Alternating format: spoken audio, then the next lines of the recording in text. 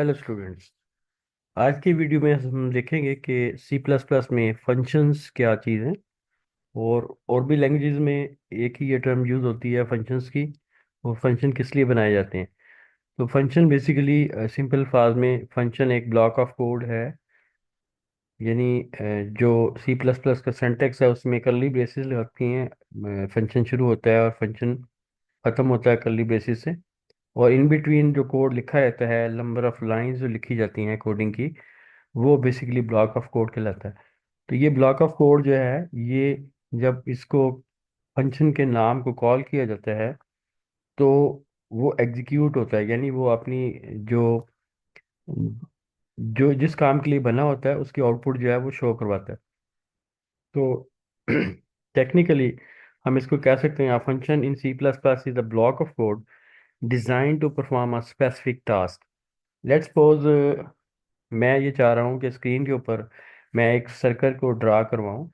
तो सर्कल को ड्रा करवाने के लिए जो कोड मैं लिखूंगा, ब्लॉक ऑफ कोड जो लिखूंगा, उस उसका ब्लॉक ऑफ कोड का एक नाम होगा बेसिकली।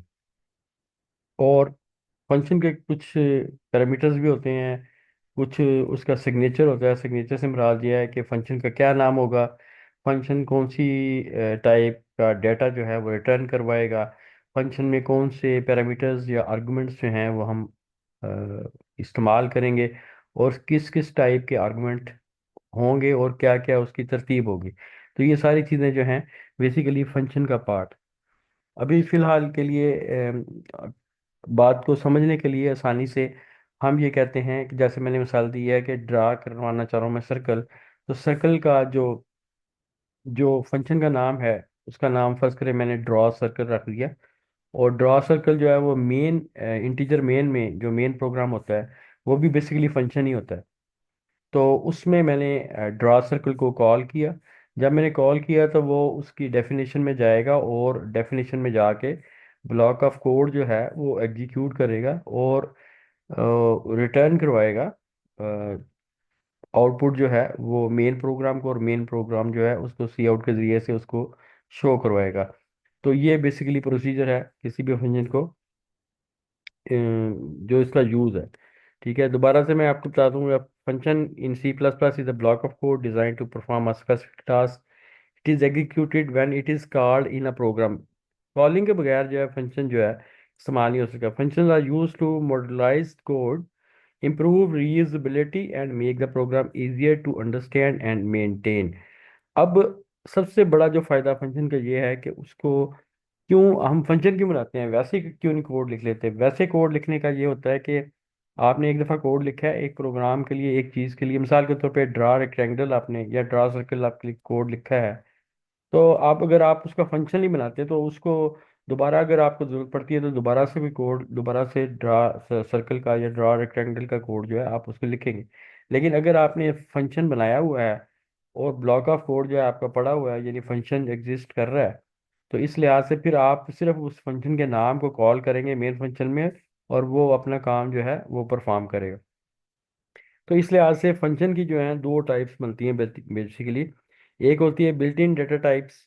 बिल्ट इन फंक्शन जो होते हैं, वो फंक्शन कौन से होते हैं जो जिन्होंने लैंग्वेज बनाई होती है, यानी सी प्लस प्लस जिन्होंने इन्वेंट की थी, उसमें जो उन्होंने बिल्ट इन फंक्शन रखे थे। जैसे एस क्यू आर टी एक फंक्शन है बड़ा मशहूर, पी ओ डब्ल्यू है, वो ए बी एस है एब्सोल्यूट वैल्यू निकालने के लिए, पी ओ डब्ल्यू जो है पावर निकालने के लिए है। तो ये फंक्शन जो है बिल्ट इन फंक्शन है। ये एस क्यू आर टी जो है स्क्वायर रूट निकालने के लिए इस्तेमाल होता है।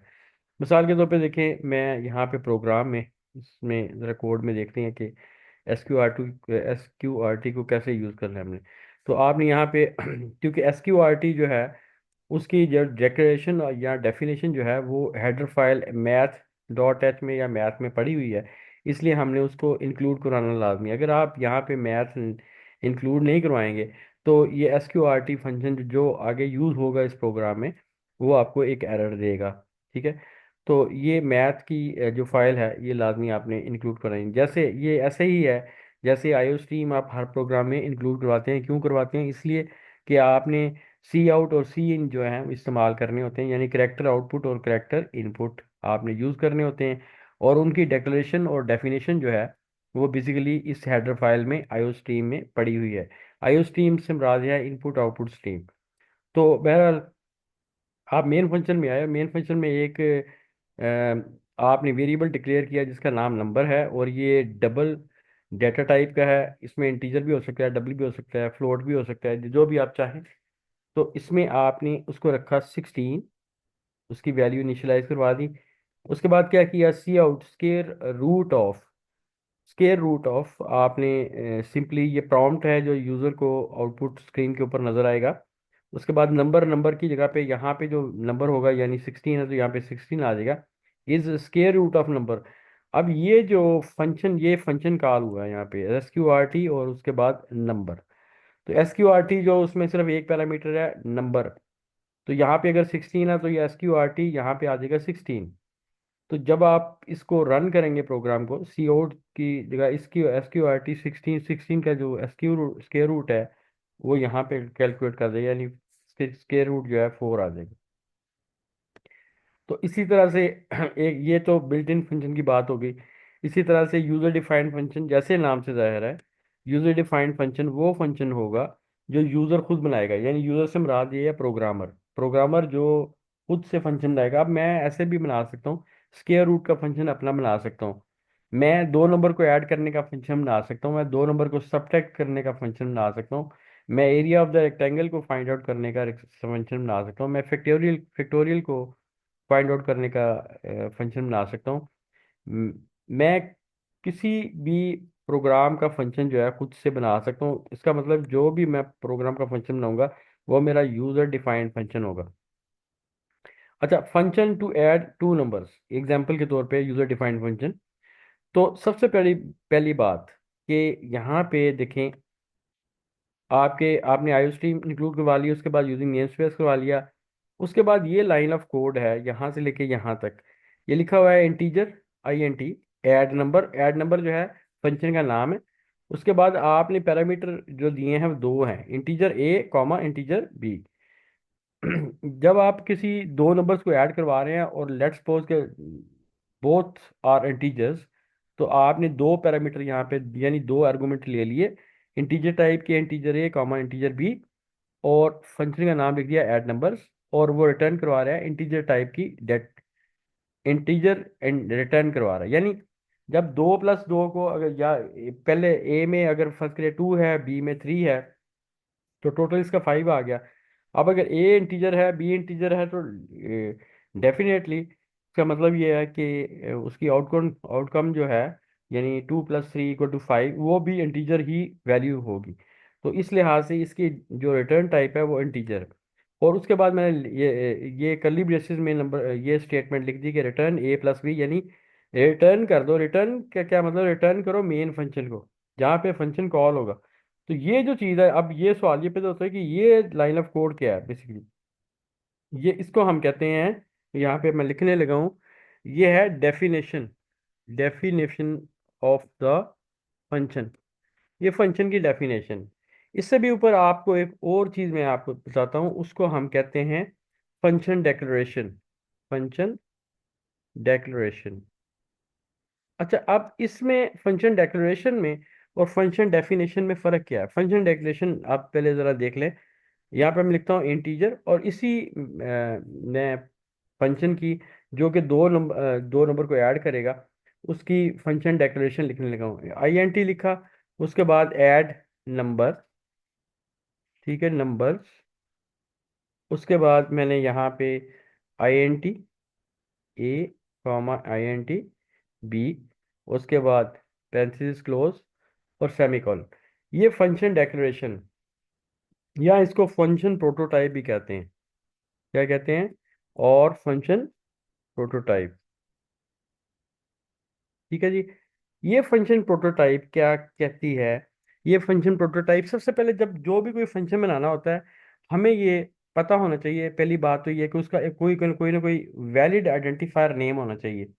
वैलिड आइडेंटिफायर नेम जो है, काफ़ी सारे प्रोग्राम में मैं पहले ही बता चुका हूँ, वैलिड आइडेंटिफायर नेम वो होता है कोई भी फंक्शन का नाम या वेरिएबल का नाम जो भी आप इस्तेमाल करेंगे, क्लास का नाम, ठीक है, वो आप वो रख सकते हैं जिसमें नंबर साइन से शुरू ना, नंबर से शुरू ना हो, और उसमें कोई स्पेशल कैरेक्टर ना हो, और उसमें भी स्पेस ना हो। जैसे देखें, मैंने उसका फंक्शन का नाम रखा है ऐड नंबर। अब ऐड नंबर के दरमियान में अगर मैं ऐड स्पेस नंबर कर देता हूँ ऐसे, तो ये इलीगल है। ये जो आइडेंटिफायर नेम है, ये उस जो रूल है उसके उसके बरखिलाफ हो गया। अच्छा जी, अब बात हो रही थी फंक्शन डेकोरेशन और फंक्शन प्रोटोटाइप की। तो फंक्शन डेकोरेशन या फंक्शन प्रोटोटाइप है क्या बेसिकली? फंक्शन डेकोरेशन या फंक्शन प्रोटोटाइप असल में ये है कि आप कंपाइलर को बताएंगे कि in future I am going to use a function name add numbers, and it will contain two parameters as and both are integer type। ठीक है, और उसके बाद it will return integer type, integer data type। ठीक है, तो वो integer ही return कर रहा है। तो ये तीन चीजें आप उसको दिखाएं बताएंगे कंपाइलर को कि मैं इन फ्यूचर जो है एक फंक्शन इस्तेमाल करने वाला हूँ जिसका नाम होगा ऐड नंबर, और ये दो पैरामीटर लेगा, इंटीजर ए इंटीजर बी, और ये डेटा टाइप रिटर्न करेगा इंटीजर की। ठीक है, क्योंकि दोनों का सम जो है वो इंटीजर ही आएगा। अगर इंटीजर को इंटीजर में ऐड करेंगे तो उसका सम इंटीजर आएगा। इसकी जगह पे अगर आपने कोई चीज़ प्रिंट करवानी होती तो यहाँ पे इंटीजर की जगह पे मैं यहाँ पे जो अगर फर्ज करें मैंने कोई चीज़ प्रिंट करवानी है, लेट्स सपोज देखें मैं करवाना चाह रहा हूँ हेलो वर्ड, तो उसके लिए मैं यहाँ पे इंटीजर नहीं रखूंगा। हेलो वर्ड जो है उसके लिए मैं रखूंगा वॉइड, ये रिटर्न कराएगा। अब फर्ज करें प्रिंट, मैं कहता हूँ प्रिंट हेलो, ये फंक्शन का नाम आ गया, और इसमें कोई पैरामीटर देने की जरूरत नहीं, और इसको सिर्फ जस्ट आपने क्या किया, ये फंक्शन प्रोटोटाइप बन गई। ठीक है, ये फंक्शन प्रोटोटाइप बन गई। अब वाइड का मतलब है नथिंग, मतलब ये ऐसा फंक्शन है जो कोई चीज हमें रिटर्न नहीं कर रहा। अब इसमें फंक्शन में हम डेफिनेशन में जाके तो सी आउट से हम हेलो वर्ड प्रिंट करवा लेंगे। अब देखें फंक्शन डेक्लेरेशन की आपको पता चल गया होगा कि फंक्शन डेक्लेरेशन में फंक्शन का नाम होता है और उसमें पैरामीटर लिस्ट देते हैं और डेटा टाइप साथ देते हैं और उसका रिटर्न वैल्यू देते हैं। उसके बाद दूसरी बात आती है जो भी मैंने बताई आपको, वो है फंक्शन डेफिनेशन की। ठीक है, असल में फंक्शन करेगा क्या, किस तरह परफॉर्म करेगा, वो लॉजिक और वो कोड जो है यहाँ पे हम लिखेंगे। तो यहाँ पे देखें वही चीज़ लिखी है ऐड नंबर, वो ऊपर वाले से आ रहा है ऐड नंबर देखें। ठीक है, सेम है। ये इंटीजर यहाँ पे लिखा हुआ है, यहाँ पे भी देखें ऊपर इंटीजर लिखा हुआ है सेम। ठीक है, यहाँ पे इंटीजर लिखा हुआ है। ठीक है, इसी तरह आप इसमें दो पैरामीटर दे रहे हैं, यहाँ ऊपर भी देखें दो पैरामीटर दे रहे हैं, लेकिन फर्क कहाँ पे आ रहा है, यहाँ पे सेमीकोलन है और यहाँ पे कर्ली ब्रेसेस शुरू होती है और कर्ली ब्रेसेस यहाँ पे खत्म होती हैं। ठीक है जी, ये फर्क आ रहा है, सही है। ये इसका फर्क आ गया।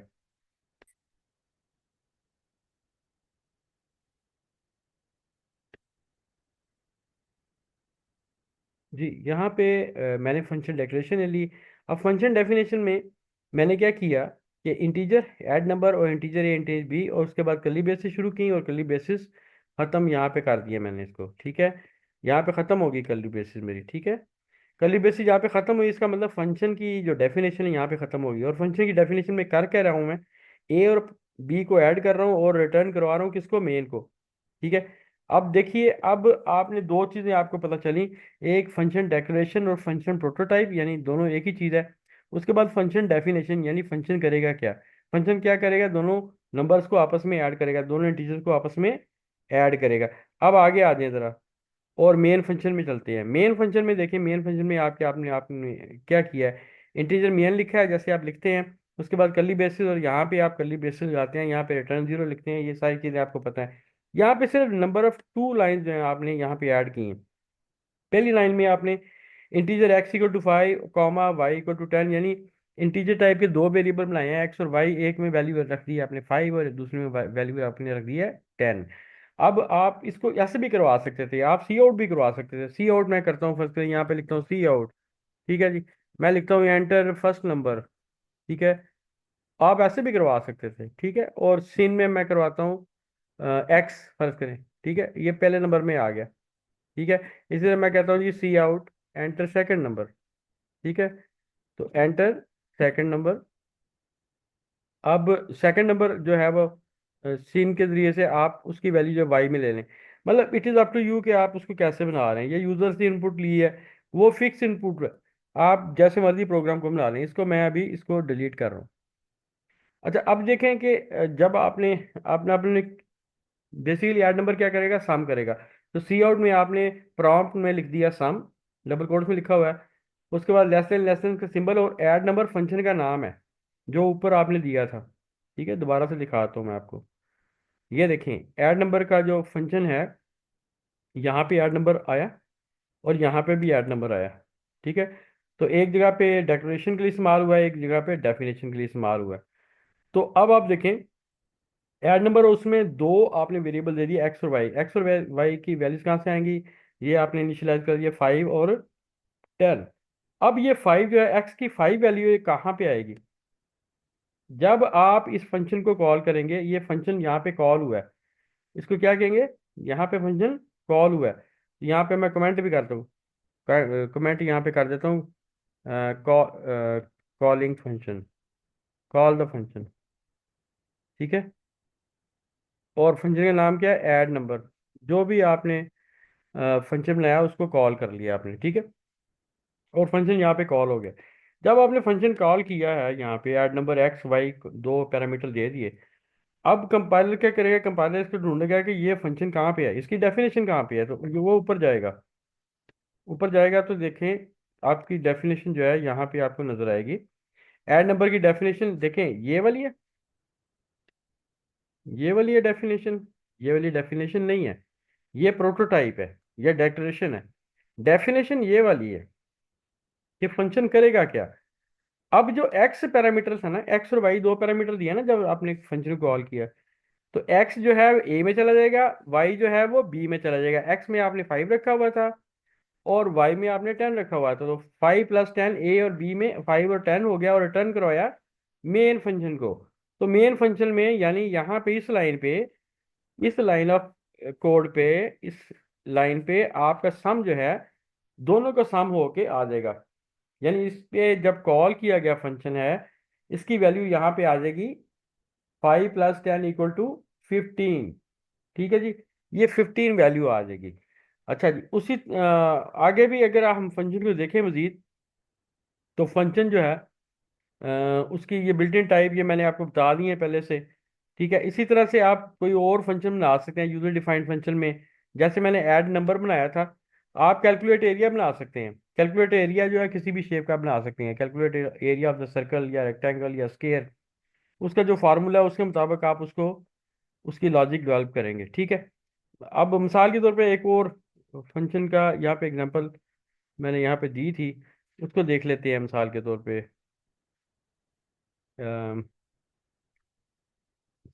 उससे पहले कि हम ये देखते हैं कि फंक्शन सिग्नेचर बेसिकली क्या होता है। जो फंक्शन सिग्नेचर में क्या चीज़ है, फंक्शन सिग्नेचर जो है आपका, देखें यहाँ पे फंक्शन सिग्नेचर में ये चीज़ आती है, describe the function name, return type and parameter. यानी तीनों चीज़ें जब आप एक जगह पे जमा करते हैं तो इसको फंक्शन सिग्नेचर कहते हैं। ठीक है, तो इसको फंक्शन डेकोरेशन या प्रोटोटाइप भी कहते हैं। जैसे मैंने ऐड का फंक्शन बनाया, तो इंटीजर ऐड INT, अब आप सवाल पैदा होता है यहाँ पे कि आपने यहाँ पे INT, लगाया है, तो INT A और INT B या INT X, INT Y नहीं लगाया।